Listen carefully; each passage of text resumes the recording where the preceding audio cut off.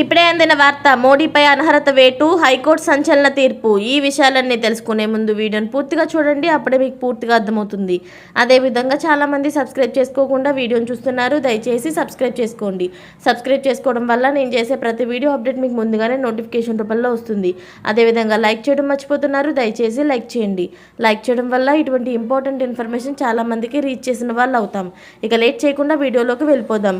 రెండో విడత లోక్సభ ఎన్నికల పోలింగ్ కోసం ముమ్మరంగా కొనసాగుతుంది. 13 రాష్ట్రాల్లో మొత్తం 88 నియోజకవర్గాల ఓటర్లు తమ ఓటు హక్కును వినియోగించుకుంటున్నారు. ఉదయం నుంచి పోలింగ్ కేంద్రాల వద్ద బారులు తీరి నిల్చున్నారు. ఇప్పటికే తొలి విడత పోలింగ్ ముగిసిన విషయం తెలిసిందే. మలి విడతల్లోని అస్సాం, బీహార్, ఛత్తీస్గఢ్, కర్ణాటక, కేరళ, మధ్యప్రదేశ్, మహారాష్ట్ర, మణిపూర్, రాజస్థాన్, త్రిపుర, ఉత్తరప్రదేశ్, పశ్చిమ బెంగాల్, జమ్మూ కాశ్మీర్లలో శుక్రవారం ఉదయం 7 గంటలకు పోలింగ్ మొదలైంది జోరుగా సాగుతుంది. కాగా ఈ పరిణామాల మధ్య ప్రధానమంత్రి నరేంద్ర మోదీపై అనర్హత వేటు వేయాలనే పిటిషన్ ఒకటి ఢిల్లీ హైకోర్టులో దాఖలైంది.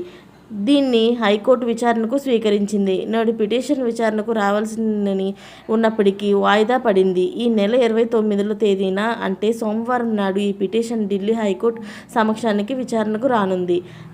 అయితే మోడీపై ఎలాంటి చర్యలు తీసుకోబోతుంది అన్నది ఇంకా తెలియలేదు. అయితే ఇలాంటి లేటెస్ట్ అప్డేట్స్ అనేవి మీరు ముందుగానే పొందాలి అనుకుంటే ఛానల్ని సబ్స్క్రైబ్ చేసుకోండి. అలాగే పక్కనే ఉన్న గంట సింబల్ని క్లిక్ చేయడం మర్చిపోకండి. Thanks for watching friends.